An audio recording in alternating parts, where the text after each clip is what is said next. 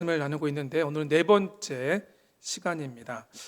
지난 세 번의 말씀을 간략하게 요약해 보면 1장에서 요한은 우리 성도의 삶을 뭐라고 표현하냐면 빛 가운데 거하는 삶이라고 요한은 정의를 합니다. 그리고 예수 안에서 살아가는 성도는 말씀으로 하나님을 좀 더 깊이 알아가고 하나님과 나누는 진정한 친밀한 교제를 통해서 하나님의 베스트 프렌드가 되었다라고 말씀을 하셨습니다. 그리고 2장 초반부에서는 빛 가운데 거하는 삶은 어떠한 삶이냐면 우리가 우리에게 주신 하나님의 약속의 말씀을 지키며 또 우리가 하나님의 그 말씀을 지키며 살아갈 때 우리 안 하나님의 사랑이 점점 풍만하게 온전하게 채워지는 삶이 곧 빛 가운데 사는 성도의 삶이라고 말씀을 나눴고요.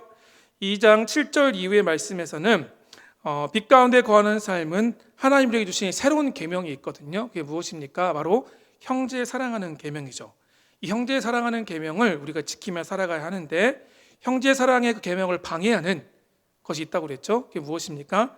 미워하는 마음이 있는데 이것을 어떻게 다루냐? 우리가 주님의 마음으로 형제를 바라보고 미운 사람에게 떡 하나 더 준다는 심령으로 그 마음으로 우리가 작은 호의와 친절을 베풀 때 우리 안에 새 계명을 형제 사랑의 새 계명을 하나하나 실천할 수 있는 작은 씨앗이 된다라고 말씀을 나눴습니다. 그리고 오늘은 그 이후의 말씀입니다. 요한일서 2장 12절 17절의 말씀을 중심으로 빛 가운데 거하는 삶의 또 다른 모습을 함께 살펴보려고 합니다. 요한일서를 읽다 보면 여러분들 이런 표현 많이 자주 나옵니다. 내가 너희에게 쓰는 것은 이런 표현이 반복적으로 자주 나오는데요. 그건 뭐냐면 요한이 요한일서를 기록한 목적을 나타내는 표현인데요. 1장 4절에서 뭐라고 얘기했냐면 성도에게 내가 이것을 쓴 것은 무엇이냐면 너희 안에 예수 그리스도와 더불어 누리는 풍만한 교제가 있고 그 풍성한 교제는 우리에게 어떤 이익을 주냐면 세상에 비교할 수 없는 큰 기쁨을 우리 가져다 주는데 우리는 그 기쁨을 이미 가지고 있는 사람이다. 이 사실을 너희에게 알려주려고 이 요한 서신을 썼다라고 1장 4절에서 말씀하고 있고요. 2장 1절에서 뭐라고 말씀하고 있냐면 바로 예수 그리스도와 깊은 교제를 누리며 살아가는 우리 성도가 더 이상 죄를 짓지 않게 하기 위해서 이 서신을 기록했다라고 말씀하고 있습니다. 그런데 오늘 함께 읽었던 2장 12절 이후에 보게 되면 특히 12절부터 15절에 보게 되면 요한은 이제 세 번째로 요한 서신을 기록한 목적을 우리에게 말씀하고 있는데 이 12절부터 15절 말씀해 보게 되면 앞서 봤던 1장과 2장 초반부에서 말씀하셨던 내용과 조금 다른 모양새로 설명을 합니다. 기록 목적을 설명할 때 어떻게 표현하냐면 자녀들이나 아이들이라는 그룹을 지칭을 하고요. 두 번째는 아비들 그룹을 이야기하고 세 번째는 청년들을 지칭합니다. 결국 자녀들과 아비들과 청년들이 세 부류를 나누어서 말씀을 설명하는데 사실은 이 메시지는 이 말씀은 자녀들에게만, 이 말씀은 아비들에게만, 이 말씀에는 청년들에게만 적용되는 그런 의미가 아니라 사실은 이것은 무엇이냐면 이 모든 메시지가 교회 공동체 전체에게 주시는 그 말씀이라고 이해하는 것이 훨씬 더 바른 이해라고 볼 수 있습니다. 그렇다면 하나님께서 요한을 통해서 교회 공동체 전체에게 들려주시는 메시지가 무엇이냐면 2장 12절부터 15절 말씀을 정리해 보렸습니다. 첫 번째 무엇이냐면 이 목적이 무엇이냐면 우리가 예수 그리스도의 이름으로 죄사함을 받았다. 이 사실을 알려주기 위해서 요한서신을 기록하게 하셨다는 거죠. 두 번째는 무엇이냐면 우리는 이미 하나님을 아는 자가 되었다라는 거죠. 세 번째는 무엇이냐면 우리가 하나님의 말씀으로 이미 악한 자를 이기었다. 이 세 가지 사실을 알려주기 위해서 요한은 요한서신을 기록했다라고 말씀하고 있습니다. 우리가 예수 그리스도의 십자가 대속 사역으로 우리의 모든 죄를 이미 사함을 받았다는 거죠. 죄가 하나님과 우리 사이를 이미 가로막고 있었지만 우리는 그 죄 때문에 하나님을 더 이상 알 수 없는 존재였지만 하나님 우리에게 은혜를 베푸셔서 하나님을 아는 복을 허락하셨고 우리 안에 내주하시는 성령께서 지금도 우리 가운데 역사하셔서 말씀을 듣게 하시고 또 그 들려준 말씀을 깨닫게 하시고 그 말씀이 생각나게 하셔서 우리 안에 여러 가지 유혹과 시험이 있지만 말씀으로 그것들을 이미 이게 하셨다는 사실을 그것을 기억하라고 말씀하고 있다는 사실입니다. 이것은 사실 저뿐만 아니라 지금 요한의 이 요한서의 수신자였던 모든 성도들이 이미 받은 하나님의 은혜라는 사실입니다. 결국 이 은혜를 받은 성도들에게 또 우리에게 요한은 15절에서 이렇게 말씀합니다. 같이 한번 15절 읽어보도록 하겠습니다. 함께 읽겠습니다. 이 세상이나 세상에 있는 것들을 사랑하지 말라. 누구든지 세상을 사랑하면 아버지의 사랑이 그 안에 있지 아니하니라. 여기서 보게 되면 요한은 상당히 단호한 표현으로 세상이나 세상에 있는 것들을 사랑하지 말라고 말씀합니다. 만약에 우리가 세상이나 세상에 있는 것들을 사랑하게 된다면 우리 안에 하나님의 사랑이 없다라고 말씀하고 있어요. 사실 이 말씀은 상당히 우리에게 부담이 되고 도전이 됩니다. 왜냐하면 우리는 분명 요한이 기록했던 이 세 가지, 알려줬던 세 가지 은혜를 받아 누렸지만 우리는 하나님을 사랑하면서 동시에 세상을 그 못지않게 사랑하고 있거든요. 아니, 때로는 하나님보다 세상을 더 사랑할 때가 분명히 있다는 거죠. 그런데 중요한 사실 예수님이 우리에게 뭐라고 말씀하셨냐면 마태복음 6장 24절에서 뭐라고 말씀하셨냐면 한 사람이 두 주인을 섬길 수 없다라고 말씀을 하셨습니다. 마태복음 6장에서 말씀하고 있는 이 맥락을 보게 되면 이 두 주인은 사실 가장 대표적인 세상을 대표하고 있는 재물이죠. 그게 뭐냐면 재물을 사랑하는 마음과 세상을 사랑하는 그 마음과 하나님을 사랑하는 마음이 우리 안에 공존할 수 없다라고 예수님은 우리에게 말씀을 하셨어요. 그러나도 불구하고 우리는 여전히 세상을 사랑합니다. 세상을 사랑하는 마음을 놓지 못하고 있어요. 세상에서 편안한 삶을 살기 위해서 우리는 열심히 삽니다. 그리고 조금 더 세상에서 인정받고 더 성공하고 더 많은 돈을 벌기 위해서 조금 더 넓은 집에 살기 위해서 지금보다 더 나은 삶을 살기 위해서 우리는 세상에서 모두가 인정하고 좋아하는 것들을 쫓아 따르며 오늘 하루도 살았거든요. 주님은 우리에게 16절에서 세상이나 세상에 있는 것들을 사랑하지 말라고 말씀하셨지만 우리는 사실 세상을 사랑하지 않는 것이 아니라 오히려 세상을 사랑하기에 바쁜 하루하루를 살아가고 있습니다. 이것이 사실 우리의 솔직한 모습은 아닙니까? 그렇다면 우리는 우리의 이런 모습을 어떻게 해야 합니까? 여기 16절에 나오는 이제 세상이란 단어는 헬라어로 코스모스라는 단어인데요. 15절부터 17절에 보게 되면 이 세상이란 단어가 자그마치 6번이나 나옵니다. 그런데 이 코스모스는 무엇이냐면 어두움이 다스리는 영역을 뜻합니다. 하나님을 알지 못하고 하나님을 대적하는 것을 말합니다. 하나님의 주권과 통치와 다스림이 실현되지 않고 하나님의 말씀을 따르지 않는 것을 이야기해요. 하나님의 말씀을 거부하고 하나님의 뜻이 아니라 세상의 뜻, 자기의 뜻을 이루는 그 영역, 그것이 바로 여기서 말씀하고 있는 세상, 코스모스예요. 분명한 사실은 하나님은 우리를 이러한 세상 가운데에서 우리를 부르셨다는 사실입니다. 범죄 타락해서 하나님과 전혀 상관없던 우리였죠. 하나님을 알지도 못하고 스스로 어떠한 노력과 의지로서 하나님을 알 수 있는 능력조차 없었던 우리였습니다. 하나님의 말씀에 순종하기보다는 오히려 내 생각과 내 의지와 내 뜻대로 살아가려고 몸부림쳤던 우리였고요. 또 내 하나님의 뜻을 분별하기보다는 내 계획을, 내 생각을 이루기 위해서, 내 뜻을 이루기 위해서 부지런히 살아왔던 우리를 하나님은 세상 가운데 구별하여서 하나님의 자녀로 불러주셨다는 사실입니다. 요한은 바로 이러한 우리를 향해서 뭐라고 1장에서 말씀했냐면 너희가 빛 가운데 거하는 자라고 말씀하셨다는 거죠. 하나님과 전혀 상관없고 하나님의 말씀과 전혀 상관없는 코스모스, 세상 가운데 살아가던 우리를 부르셔서 구별하시고 이제 예수 그리스도 안에서 우리를 하여금 빛 가운데 살아가는 자라고 말씀하셨다는 사실입니다. 우리는 이제 어둠을 벗어나 빛 가운데 살아가기 때문에 세상이나 세상에 속한 것들을 사랑하는 존재가 아니라 하나님을 더 사랑하는 존재로 부름받았습니다.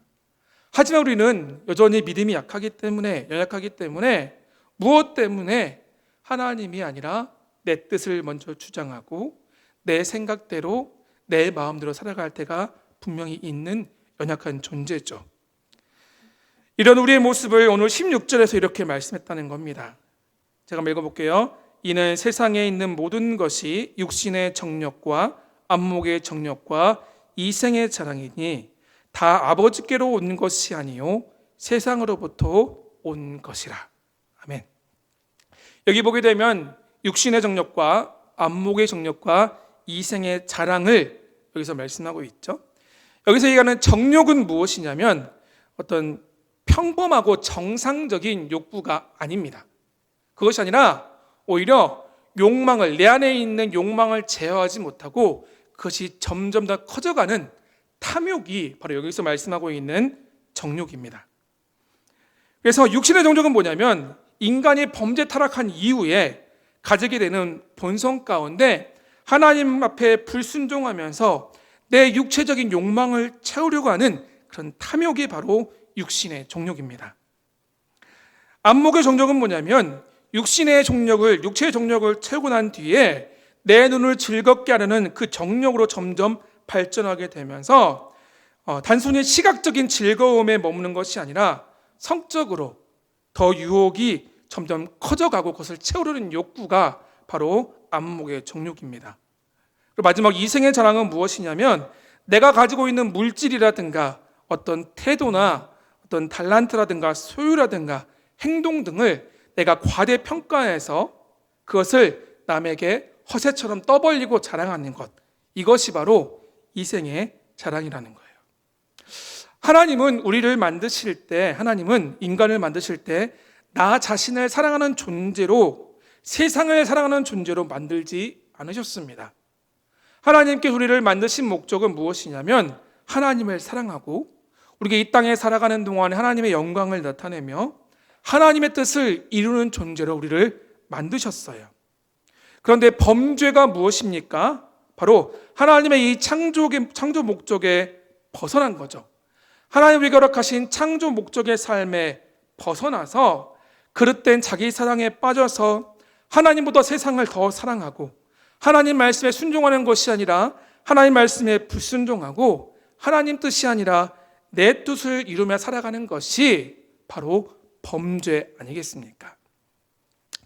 15절에 있는 세상이나 세상에 있는 것들을 사랑하면 하나님의 사랑이 우리 안에 없다라는 이 말씀에 대해 우리는 쉽게 오해할 때가 있습니다. 이 말씀은 단순히 우리가 세상에서 좋아하는 것들이 있고 내 안에 세상에서 사랑하는 것들이 있으면 내 안에 하나님의 사랑이 없고 내가 하나님과 전혀 관계가 없는 사람인가라는 생각을 하게 만듭니다. 하지만 이것은 오해라는 거죠.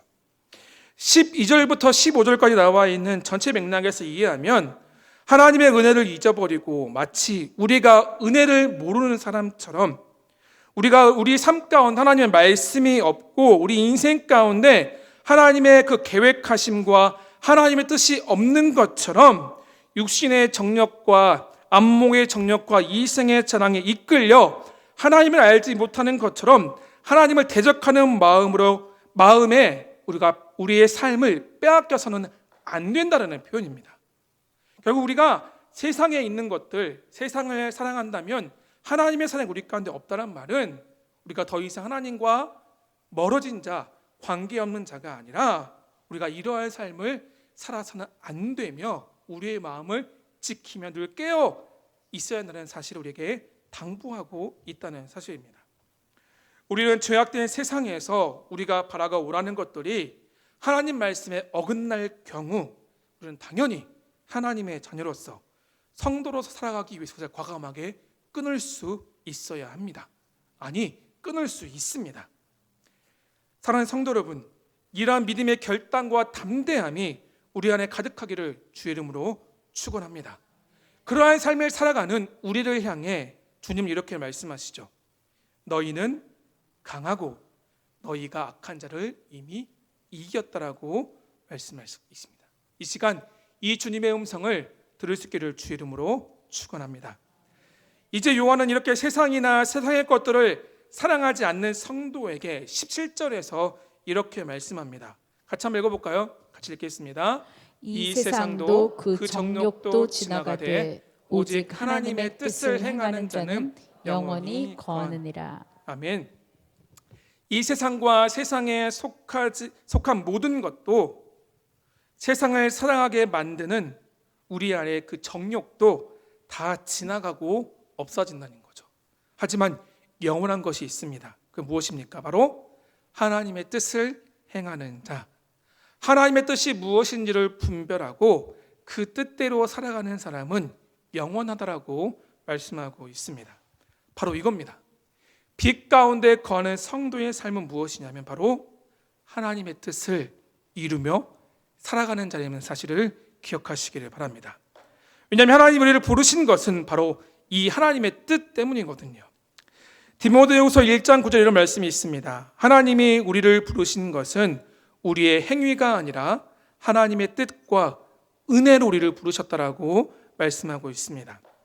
결국 우리의 삶 가운데서 하나님은 우리를 하나님의 뜻을 행하는 자로, 하나님의 뜻을 발견하고 그 뜻을 이룬 자로 부르셨다라고 말씀하고 있어요.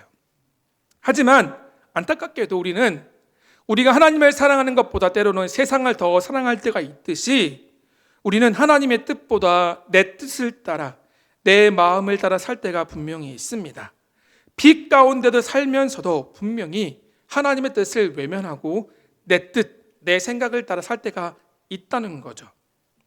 사람에게는 누구나 내가 마음에 드는 일, 내가 원하는 일을 하고 싶은 욕구가 있습니다. 그리고 내가 마음에 물건이 있다면 그것을 갖고 싶어하는 마음이 있고 꼭 그것을 이루고자 하는 욕망이 있다는 거죠. 이것을 욕구라고 부르는데요. 이 욕구가 없는 사람은 아무도 없습니다. 인본주의 신학자인 아브라함 메슬로우는 인간의 이러한 욕구를 5단계로 이제 나누어 설명을 합니다.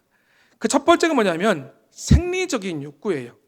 가장 기본적인 욕구인데 배가 고프면 음식을 먹고 목이 마르면 물을 마시고 졸리면 자는 것, 곧 생존을 위한 가장 기본적인 욕구가 바로 첫 번째 단계 생리적인 욕구라고 이야기합니다. 이것은 우리가 모두가 가지고 있겠죠. 두 번째는 뭐냐면 개인의 안정이나 안전에 관심이 있어서 잘 정돈되고 예측 가능한 환경에서 안정된 삶을 살고자 하는 이 안정의 욕구가 있습니다. 이것이 바로 두 번째 우리에게 있는 안정의 욕구입니다. 세 번째는 무엇이냐면 사랑과 소속의 욕구예요. 사람은 누구나 누군가에게 사랑받고 어느 공동체 집단에 속하고 싶은 그런 욕구가 있다는 거죠. 이것이 바로 사랑과 소속의 욕구입니다. 네 번째로 뭐냐면 스스로 자기 자신을 존중하고 다른 사람으로부터 존중받고 싶어하는 존중의 욕구가 누구에게나 있다는 거죠. 그리고 다섯 번째는 뭐냐면 자아 실현의 욕구인데 나는 스스로 내가 원하는 사람이 되고 싶고 내가 원하는 것을 하고 싶고 내가 원하는 것을 꼭 이루고 싶어하는 그 욕구가 우리 안에 있다라고 이야기합니다. 그러면서 사람은 첫 번째 욕구에서 점점 첫 번째 욕구가 충족되면 두 번째, 세 번째, 네 번째, 결국은 다섯 번째 욕구에까지 충족하기를 원한다라고 이야기합니다. 메슬로우가 말하는 이 다섯 가지 욕구는 16절의 말씀을 빌리자면 육신의 정욕과 안목의 정욕과 이생의 자랑이라고 할 수 있겠죠. 특히 다섯 번째, 가장 최상의 욕구라 할 수 있는 이 자아 실현의 욕구는 다른 말로 뜻이라고 얘기할 수 있습니다. 인간은 누구나 내 뜻을 이루고자 하는 욕구가 있다는 거죠. 내가 원하고 내가 바라고 내가 하고 싶은 것을 분명히 이루고자 하는 욕구가 있다는 거죠. 정욕을 따라 내가 원하는 사람이 되고 정욕을 따라 내가 원하는 것을 이루고 정욕을 따라 내가 원하는 걸 손에 넣는 것은 하나님 뜻이 아니라 내 뜻을 따라 내 뜻을 이루며 살아가는 거겠죠. 하지만 오늘 17절은 우리에게 분명하게 말씀하고 있습니다. 이 세상도 그 정욕도 다 지나가지만 오직 하나님의 뜻을 행하는 자는 영원히 거하게 된다라고 우리에게 말씀하고 있습니다. 이 사실을 믿으시기를 바랍니다. 하나님의 뜻을 행하는 자는 예수 그리스도의 생명의 빛 가운데 분명히 거하는 자입니다. 마태복음 7장 22절의 말씀처럼 아버지의 뜻대로 행하는 자가 천국에 들어갑니다. 뿐만 아니라 시편 기자의 고백처럼 우리 삶에 담겨진 하나님의 뜻이 무엇인지를 발견하고 그 뜻을 분별하고 그 뜻을 이루며 살아가는 것이 바로 우리의 삶의 기쁨이고 즐거움이라는 사실을 기억하시기를 바랍니다. 그렇다면 우리가 따라야 할 궁극적인, 이루어야 할 하나님의 궁극적인 과연 뜻이 무엇입니까? 단순히 내 뜻이 아니라 우리가 추구하고 끝까지 포기하지 말아야 할 그 하나님의 뜻이 과연 무엇입니까? 요한복음 6장 40절은 이렇게 말씀합니다. 우리 같이 한번 읽어볼까요? 함께 읽겠습니다. 내 아버지의 뜻은 아들을 보고 믿는 자마다 영생을 얻는 이것이니. 아멘. 우리를 향한 하나님의 가장 궁극적인 뜻은 무엇이냐면 바로 이 땅에 생명으로 오신, 우리 삶 가운데 빛으로 오신 그 예수 그리스도를 우리가 믿고 구원을 얻는 것, 우리가 영원한 생명을 얻는 것, 그것이 우리를 향한 하나님의 궁극적인 뜻이라는 사실입니다. 요한 1서의 말씀을 중심으로 다시 한번 설명드리면 육신의 정욕과 안목의 정욕과 이생의 자랑에 이끌려서 언젠가 사라지고 없어질 세상과 내 정욕에 이끌려 살아가는 우리가 아니라 이 세상과 이 땅에 빛과 생명을 오신 예수 그리스도를 통해서 우리가 영원한 생명을 얻는 것, 그것이 바로 하나님의 뜻입니다. 우리가 하나님의 말씀을 지키면서 하나님과 늘 친밀한 교제를 이루고 그 교제를 통해서 하나님의 따뜻하고 풍성한 사랑이 우리 가운데 채워져서 그 하나님의 사랑이 점점점 온전해지는 것, 이것이 하나님의 뜻입니다. 우리 안에 채워진 하나님의 풍성한 사랑으로 우리에게 주신 새 계명, 형제의 사랑의 계명을 우리의 작은 삶의 현장에서 하나하나 이루며 살아가는 것, 그것이 바로 우리를 향한 영원한 하나님의 계획, 편치 않는 하나님의 뜻이라는 사실을 믿으시기를 주 이름으로 축원합니다. 사랑하는 성도 여러분, 바로 하나님은 이 뜻을 이루기 위해서 저와 여러분을 지금 이 자리로 부르셨습니다. 하나님은 오늘 또 이 뜻을 이루가시기 위해서, 이 뜻을 성취하기 위해서 만군의 여호와 열심을 다해서 우리의 삶을 이끌어 가시고 붙들어 가시고 인도하심을 믿으시기를 바랍니다. 요한은 요한 1서에서 우리를 향해서 빛 가운데 거하는 자라고 말씀했으면서 우리에게 하나님의 뜻을 행하라고 오늘 본문에서 당부하고 있습니다. 그 하나님의 뜻은 우리가 예수 그리스도 안에서 영원한 생명을 얻는 것이고, 하나님의 말씀을 지키며 하나님의 말씀에 순종하며 그분과 깊은 교제를 통해서 하나님의 사랑 가운데 거하는 것이고, 그 사랑을 통해서 형제의 사랑의 삶을 살아가는 것, 이것이 바로 하나님의 뜻이라는 거죠. 이것이 바로 이러한 삶을 살아가는 성도의 삶이 빛 가운데 살아가는 성도의 삶이고, 이 복을 우리에게 약속하셨다는 사실입니다. 그렇다면 하나님은 이러한 삶을 살아가는 우리에게 이 뜻을 내 어떤 욕심이나 정욕을 이루는 것이 아니라 이러한 뜻을 이루는 성도에게 약속하신 복이 무엇입니까? 바로 이것입니다. 우리 같이 한번 읽어볼까요? 함께 읽겠습니다. 뜻을 행하는 자 세상을 이긴다. 하나님은 하나님의 뜻에 순종하며 그 뜻을 이 땅 가운데 하나하나 실천하고 행하는 자에게 어떠한 복을 주시냐면 세상을 이기는 힘을 주십니다. 우리 예수님은 이 땅 가운데 오신 목적은 무엇이냐면 하나님의 구원 계획, 하나님의 뜻을 이루기 이 땅에 오셨습니다. 그리고 십자가에서 죽으시고 부활하심으로써 그 뜻을 완성하셨습니다. 그리고 죄와 사망의 권세를 완전히 이기신 주님은 이렇게 말씀하셨죠. 내가 세상을 이겼다라고 말씀하셨어요. 예수님께서 우리를 향해 하나님의 구원 계획에 순종하시고 그 뜻에 순종하신 뒤에 세상을 이기고 승리하셨듯이 우리가 하나님의 뜻에 순종하고 하나님의 뜻을 행할 때 우리 역시 세상을 사랑하고 세상을 쫓아가는 삶이 아니라 세상을 넉넉히 이기는 힘을 주실 줄을 믿으시기를 바랍니다. 그래서 요한은 사실 요한일서 5장에 보게 되면 하나님께로 난 자마다 세상을 이겼다라고 말씀하고 있다는 사실입니다. 말씀을 정리해보면 이렇습니다. 요한 우리에게 이렇게 말씀합니다. 바로 성도는 어떠한 사람이냐? 빛 가운데 거하는 자라고 말씀하고 있습니다. 우리는 예수 그리스도 안에서 이미 세상 가운데서 부르심을 받아 빛 가운데 거하고 있고 하나님과 참 사귐과 누림을 우리가 누리며 살아가고 있다는 거죠. 그리고 그 풍성한 누림을 통해서 우리 안에 하나님의 사랑이 점점 온전히 채워져 가고 있습니다. 우리는 그 사랑으로 우리의 삶에서 새 계명인 형제 계명의 형제 사랑의 삶을 살아갈 수 있다는 거죠. 이것이 하나님의 뜻인데 이 뜻을 이루어가는 우리는 우리가 어떤 복을 주신다? 세상을 넉넉히 이기는 복을 우리에게 주시겠다라고 말씀을 하셨습니다. 하나님은 이 약속을 우리에게 주시고 다시 한번 말씀하십니다. 우리를 삶의 현장에서 빛 가운데 거하는 자로 부르셨고 이제 매일매일 우리의 삶 현장에서 이 일을 행하실 하나님과 함께 살아가는 성도의 복을 우리에게 허락하셨습니다. 그렇다면 어떻게 살아가시겠습니까? 이러한 기대감과 복을 가지고 우리의 삶 현장에서 내가 주의 뜻을 이루고 행하며 살아갈 때 내가 비록한 연약한 인생이지만 우리를 붙드시고 이끄시고 결국에 우리를 이기게 하실 그 하나님을 소망하는 마음으로 우리의 삶을 살아갈 수 있기를 주의 이름으로 축원합니다.